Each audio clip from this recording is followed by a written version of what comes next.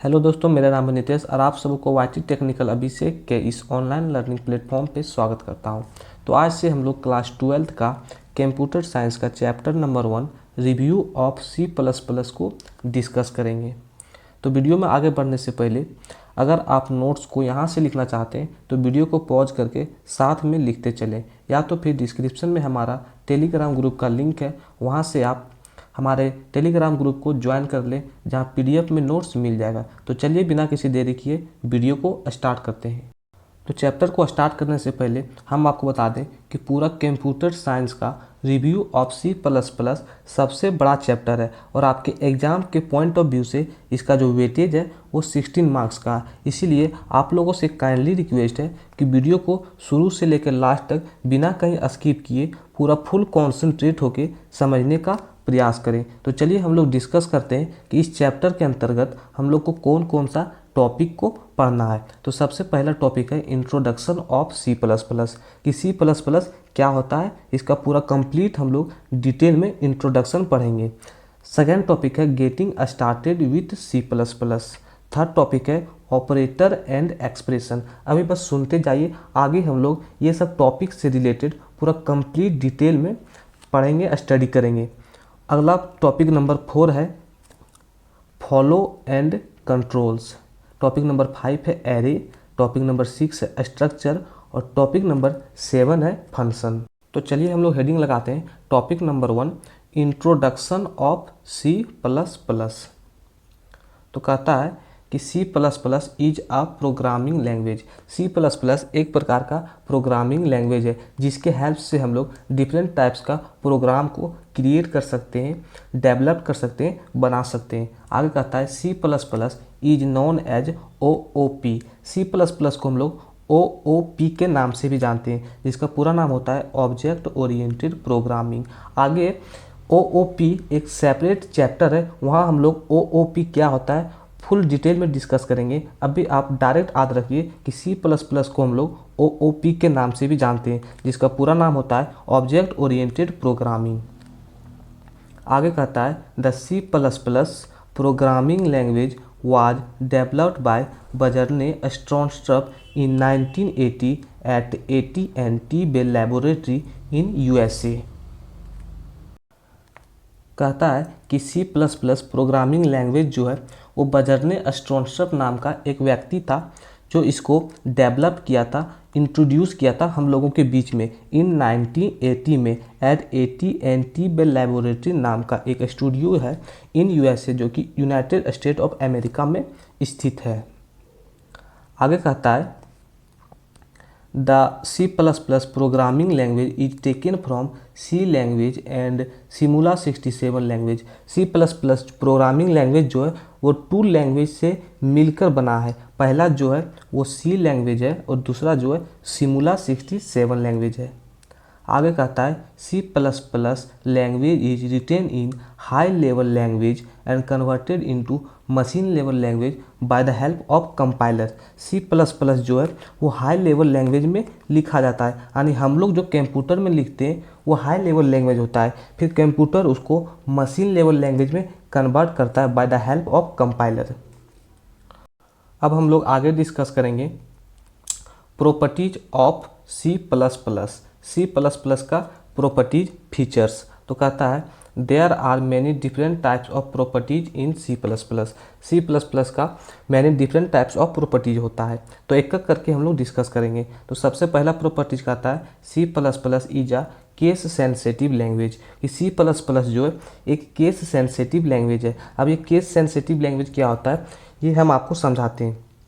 जैसे हम लोग अपना मोबाइल में पासवर्ड लगाते हैं तो एक होता है पैटर्न और एक होता है नंबर 1 2 3 4 समथिंग समथिंग, और ये होता है वर्ड वाला। तो जैसे वर्ड वाला में हम अपना मोबाइल में पासवर्ड लगा रहे हैं, जैसे मेरा नाम है नितेश, तो हम कैपिटल अक्षर में पासवर्ड लगाएं नितेश, और जब मोबाइल पासवर्ड खोलने का बारी आया तो हम स्मॉल लेटर में टाइप कर रहे थे नितेश। तो क्या बताइए पासवर्ड खुलेगा? नहीं खुलेगा। तो इसी को कहते हैं केस सेंसिटिव लैंग्वेज, यानी सी प्लस प्लस जो है एक केस सेंसिटिव लैंग्वेज है। जैसे हम लोग एग्जांपल लिए यहाँ पे एक स्मॉल ए और एक कैपिटल ए, अगर इसको प्रोनाउंसिएशन करेंगे तो दोनों ये ही प्रोनाउंसिएशन होता है, लेकिन यहाँ सी प्लस प्लस जो है वो दोनों का अलग अलग मीनिंग समझता है, तो इसी को हम लोग कहते हैं केस सेंसिटिव लैंग्वेज। अगला प्रॉपर्टी कहता है कि C++ is a semi object oriented program, कि C++ जो है एक प्रकार का सेमी ऑब्जेक्ट ओरिएंटेड प्रोग्राम है। आगे कहता है the first name of C++ programming is C with classes, कि जो C++ है उसका जो फर्स्ट नेम था वो सी विथ क्लासेस था इन 1979 में। धीरे धीरे इसका अपडेट आया, न्यू वर्जन आया, इसी प्रकार से सी विथ क्लासेस से इसका नाम चेंज कर दिया गया और C++ प्रोग्रामिंग रख दिया गया। आगे कहता है in C++ the plus plus represents by increment, जो C++ में जो प्लस प्लस है वह रिप्रेजेंट करता है इंक्रीमेंट। इंक्रीमेंट मतलब होता है बढ़ना, इंक्रीज करना।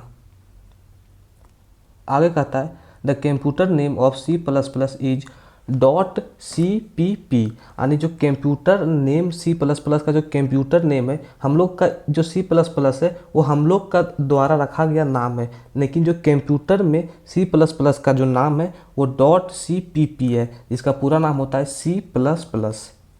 आगे कहता है the AT&T Bell stands for American telephone and telegraph Bell. हम लोग पीछे पढ़े थे कि C++ जो है वो AT&T बेल लेबोरेटरी में डेवलप किया गया था, तो वही कह रहा है कि AT&T Bell stands for American telephone and telegraph Bell. आगे कहता है कि the C language developed in 1972 and Simula 67 developed in 1967। हम लोग पीछे पढ़े थे कि C++ जो है वो दो लैंग्वेज मिल के बना है, पहला सी लैंग्वेज और दूसरा सिमुला 67 लैंग्वेज। वही कह रहा है कि सी लैंग्वेज जो है 1972 ईस्वी में डेवलप्ड किया गया था और सिमुला 67 लैंग्वेज जो है 1967 ईस्वी में। अब हम लोग देखेंगे कि प्रोग्राम या प्रोग्रामिंग किसे कहते हैं। तो जिस प्रकार से मोबाइल होता है या कंप्यूटर सिस्टम होता है, तो उसके अंदर सॉफ्टवेयर इंस्टॉल होता है, अपलोड होता है, और सॉफ्टवेयर जो है वो प्रोग्राम से ही बनाया जाता है, डेवलप किया जाता है। तो हम लोग कह सकते हैं कि विदाउट प्रोग्राम जो है वो हम लोग का कंप्यूटर सिस्टम या जो हम लोग का मोबाइल है वो रन नहीं करेगा।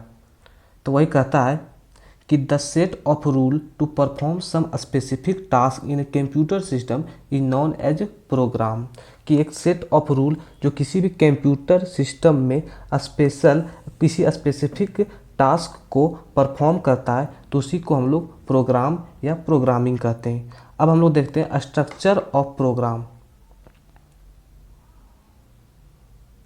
इसका मतलब होता है प्रोग्राम को बनाने का नियम, विधि, प्रोसेस। तो कहता है there are 4 types of structure in program, कि प्रोग्राम को बनाने का 4 डिफरेंट टाइप्स का प्रोसेस है, विधि है, नियम है। तो सबसे पहला है एल्गोरिथम, दूसरा है फॉलो चार्ट, तीसरा है कोडिंग और चौथा है ट्राई रन। तो एक एक करके हम लोग समझेंगे कि एल्गोरिथम किसे कहते हैं, फॉलो चार्ट किसे कहते हैं, कोडिंग किसे कहते हैं और ट्राई रन किसे कहते हैं। तो चलिए हम लोग हेडिंग लगाते हैं सबसे पहले एल्गोरिथम, कि एल्गोरिथम किसे कहते हैं। तो किसी भी प्रोग्राम में काम करने का विधि को, किसी भी प्रोग्राम में काम करने का विधि को स्टेप बाय स्टेप लिख देना या रिप्रेजेंट कर देना, तो उस विधि को हम लोग एल्गोरिथम कहते हैं। जैसे कहता है कि the method of solving the program step by step और one by one is known as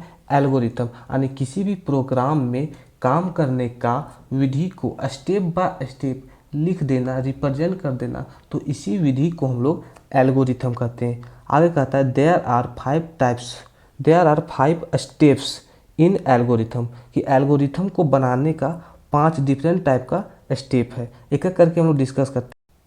तो सबसे पहला स्टेप है कि स्टार्ट द प्रोग्राम। सबसे पहले हम लोग स्टेप 1 में जो है वो प्रोग्राम को स्टार्ट करेंगे। फिर स्टेप 2 में हम लोग जाएंगे इनपुट या एक्सेप्ट द नंबर, कि स्टेप 2 में हम लोग इनपुट करेंगे, नंबर को एक्सेप्ट करेंगे। फिर स्टेप नंबर 3 में हम लोग अप्लाइंग फार्मूला, स्टेप नंबर 3 में हम लोग फार्मूला को अप्लाई करेंगे या उसको प्रोसेसिंग भी कहते हैं। फिर स्टेप नंबर 4 में हम लोग आउटपुट डिस्प्ले द रिजल्ट, यानी स्टेप 4 में हम लोग जो रिजल्ट होगा उसको डिस्प्ले कराएंगे, आउटपुट करेंगे। फिर स्टेप नंबर 5 में स्टॉप, यानी स्टेप नंबर 5 में हम लोग प्रोग्राम को स्टॉप कर देंगे। अब हम लोग एल्गोरिथम पे बेस्ड टाइप 1 का कुछ इंपॉर्टेंट क्वेश्चन देखेंगे जो आपके एग्जाम में 3 मार्क्स में पूछ लिया जाता है। तो सबसे पहला क्वेश्चन कहता है कि write an algorithm to accept 2 number then find a sum, कि एक ऐसा एल्गोरिथम को लिखें जिसमें 2 नंबर को एक्सेप्ट करना है और उसके बाद उसका सम निकालना है। अब यहाँ पे ये जो 2 नंबर कह रहा है, 2 नंबर में हम लोग को 2 वेरिएबल लेना है, ना कि नंबर लेना है। जैसे नंबर 2, 4 इस तरह का नंबर नहीं लेना है, ये जो है कांस्टेंट वैल्यू हो जाता है। हम लोग को वेरिएबल लेना है, ये से लेकर जेड के बीच में कोई सा भी हम लोग 2 वेरिएबल को ले सकते हैं। जैसे ये B C D X Y इस तरह का 2 वेरिएबल हम लोग को लेना है, ना ही नंबर लेना है। तो सबसे पहले हम लोग स्टेप 1 में हम लोग क्या करेंगे, स्टार्ट द प्रोग्राम को स्टार्ट करेंगे। फिर स्टेप नंबर 2 में आ जाएंगे तो एक्सेप्ट द 2 नंबर, क्योंकि हमको क्वेश्चन में बोला है कि 2 नंबर को एक्सेप्ट करना है, इसीलिए हम लोग लिखें एक्सेप्ट द 2 नंबर। 2 नंबर में हम लोग ए और बी 2 वेरिएबल को लिए, ना ही कांस्टेंट वैल्यू को। हम बार बार बोल रहे हैं कि वेरिएबल को लेना है, तो हम लोग एक्सेप्ट द 2 नंबर में 2 वेरिएबल को लिए। फिर स्टेप नंबर 3 में अप्लाइंग द फॉर्मूला, हम लोग फार्मूला को अप्लाई करेंगे। हम लोग को बोल रहा है कि सम निकालने के लिए, हम लोग को बोल रहा है सम, तो हम लोग लिखें अप्लाइंग द फॉर्मूला में सम बराबर a प्लस बी। फिर आगे स्टेप कह रहा है स्टेप नंबर 4 में display the result. Step number 4 में हम लोग रिजल्ट को डिस्प्ले कराएंगे। डिस्प्ले क्या कराना है, सम, क्योंकि हम लोग को यहाँ पे सम बोला है। फिर स्टेप नंबर 5 में हम लोग क्या करेंगे, स्टॉप द प्रोग्राम को स्टॉप कर देंगे। तो इस प्रकार से हम लोग एक एल्गोरिथम बनाए जिसमें हम लोग 2 नंबर को एक्सेप्ट किए, उसके बाद उसका हम लोग सम को ज्ञात किए। अगला क्वेश्चन नंबर 2 कहता है कि write an algorithm to accept 3 number then find sum. इस बार बोल रहा है कि एक एल्गोरिथम लिखो जिसमें 3 नंबर को एक्सेप्ट करना है, उसके बाद उसका सम निकालना है। तो जिस प्रकार से प्रीवियस क्वेश्चन हम लोग बनाए उसी प्रकार से बनाएंगे। सबसे पहला स्टेप में हम लोग स्टार्ट करेंगे, स्टार्ट द प्रोग्राम। फिर स्टेप नंबर 2 में एक्सेप्ट द, इस बार हम लोग 3 नंबर लेंगे, क्योंकि क्वेश्चन बोल रहा है कि इस बार एक्सेप्ट करो 3 नंबर। और 3 नंबर हम लोग पिछले बार हम बोले थे कि नंबर यहाँ लिखा हुआ रहेगा, लेकिन हम लोग को वेरिएबल लेना है। तो इस बार हम 3 वेरिएबल ले लिए ए बी सी। आप कुछ भी ले सकते हैं, X Y Z P Q R कुछ भी ले सकते हैं, ए से लेकर जेड के बीच में कोई भी वेरिएबल ले सकते हैं। फिर स्टेप नंबर 3 में अप्लाइंग फार्मूला, हम लोग फार्मूला अप्लाई किए। क्वेश्चन बोल रहा है कि सम निकालो, तो अप्लाई हम लोग फार्मूला लिखें सम बराबर ए प्लस बी प्लस सी। उसके बाद फिर स्टेप नंबर 4 में आ गए डिस्प्ले द रिजल्ट। हम लोग स्टेप नंबर 4 में रिजल्ट को डिस्प्ले कराएंगे। हम लोग को बोला है सम निकालने, इसलिए हम लोग रिजल्ट सम निकाल रहे हैं। उसके बाद स्टेप नंबर 5 में हम लोग क्या करेंगे, स्टॉप, जो हमारा प्रोग्राम है उसको स्टॉप कर देंगे। अब अगला क्वेश्चन कहता है कि write an algorithm to accept 5 number then find the sum. इस बार कह रहा है कि 5 नंबर को एक्सेप्ट कीजिए और उसके बाद उसका सम निकालिए। तो जिस प्रकार से 2 क्वेश्चन को हम लोग सॉल्व किए उसी प्रकार से सॉल्व करेंगे। तो सबसे पहला स्टेप 1 में लिखेंगे स्टार्ट द प्रोग्राम, हम लोग प्रोग्राम को स्टार्ट किए।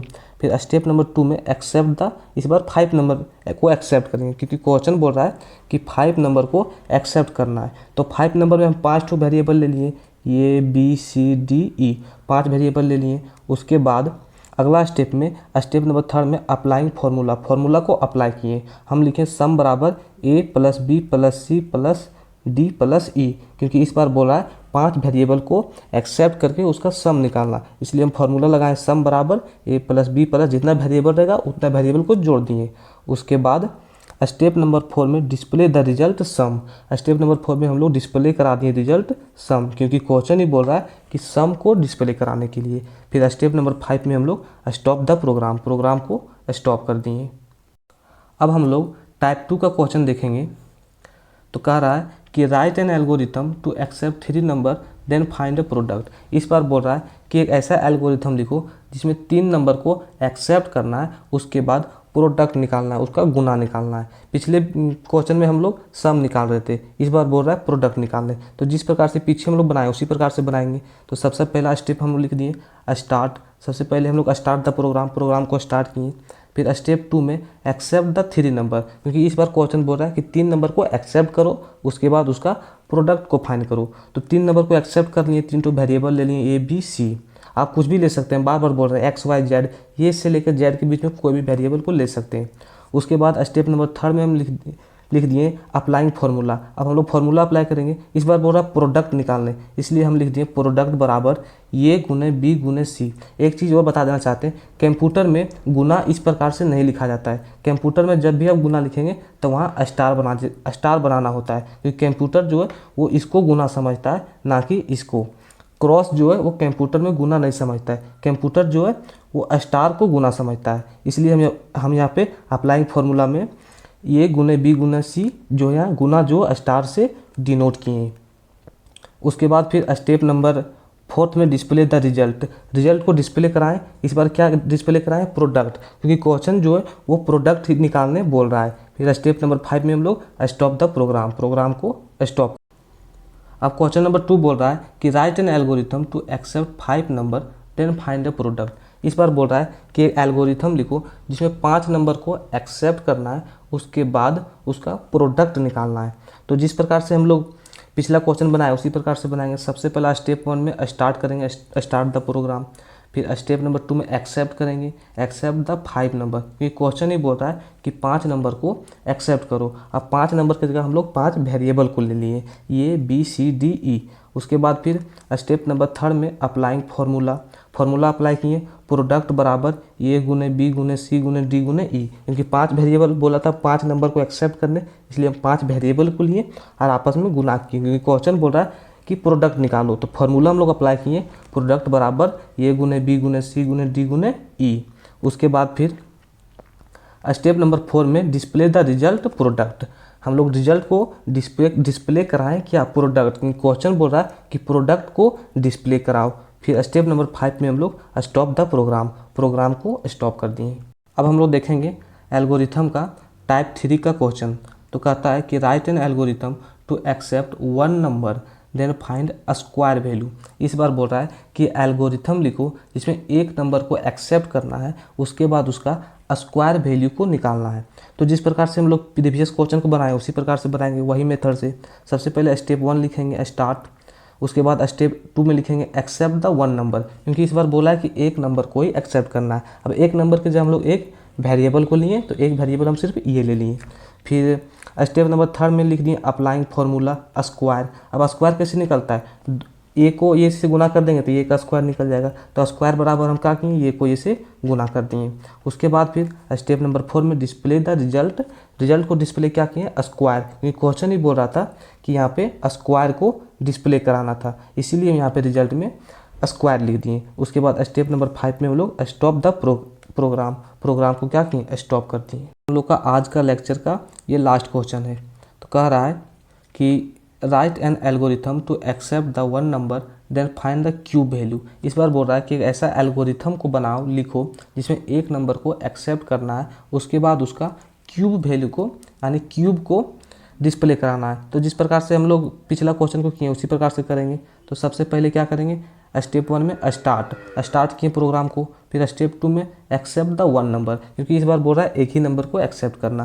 फिर स्टेप 3 में क्या करते हैं हम लोग? फार्मूला अप्लाई करते हैं। तो अप्लाइंग फार्मूला किए क्यूब, क्योंकि क्यूब बोल रहा है, नहीं क्यूब बोल रहा था 3 बार ये को ये से गुना करेंगे, तो ये गुना ये 3 बार कर दिए। उसके बाद फिर स्टेप 4 में हम लोग डिस्प्ले द रिजल्ट क्यूब कर देंगे, क्वेश्चन जो है वो क्यूब बोल रहा है। फिर स्टेप 5 में हम लोग स्टॉप द प्रोग्राम को स्टॉप कर दिए। तो आज के लिए बस इतना ही, चलिए मिलते हैं नेक्स्ट वीडियो।